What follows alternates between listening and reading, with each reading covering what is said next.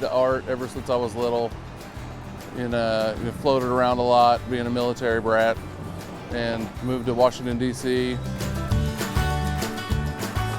early on in high school, and was skateboarding and tagging up, buildings and trains and things that, probably aren't a great idea, but that's developed into this. That's really sounds bad.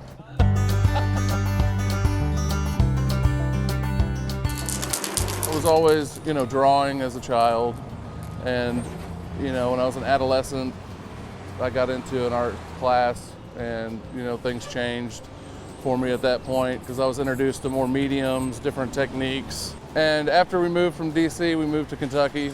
I had less access to, materials, and really that whole lifestyle changed for me at that point.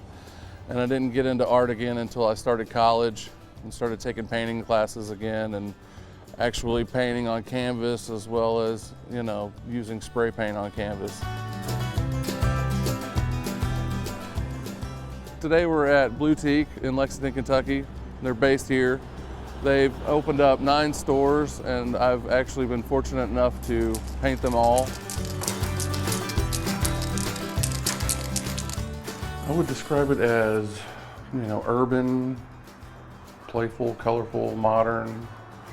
Really, I've gotten a lot of different kind of responses from people with my work.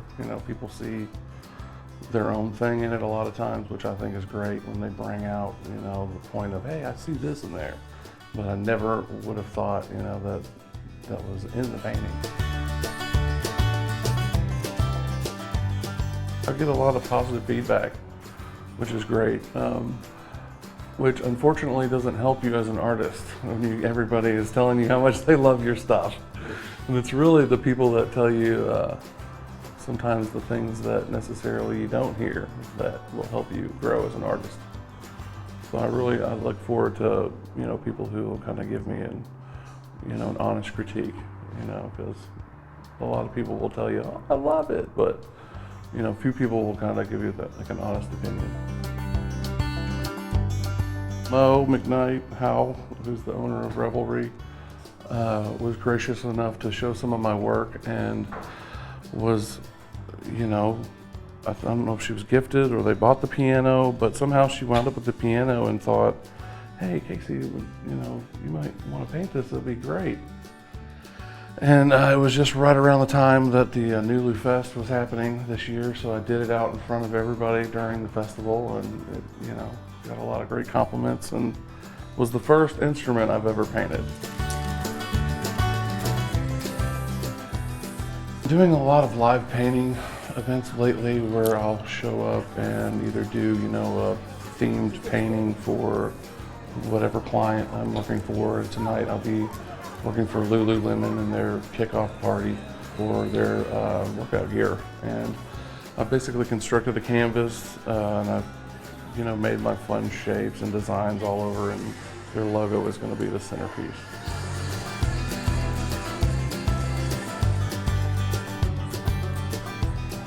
I guess you could call it street art, or aerosol art is becoming more acceptable.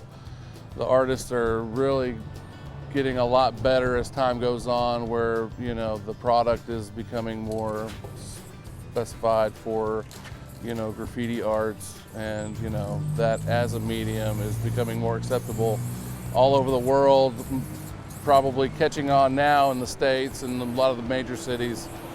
But places in Europe, it's on every building, and it's not just graffiti anymore. It's kind of grown into this whole art movement, really. I'm doing paintings for country music festivals and doing a kickoff event for a clothing line, later this week. So the clientele is really a wide base. People don't normally get to see things like that being produced because it's something was underground for so long, and now it's coming to be, pretty much acceptable anywhere.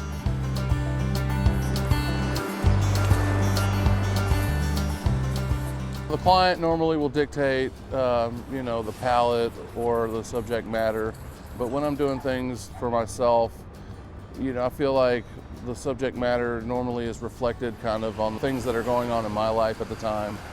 The color palette will reflect that.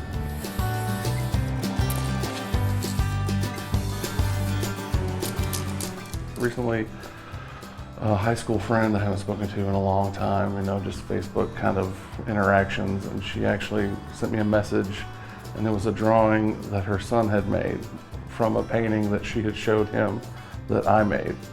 So that's kind of, that kind of stuff is really great. I think, I'm flattered that, people try to imitate the stuff that I'm making.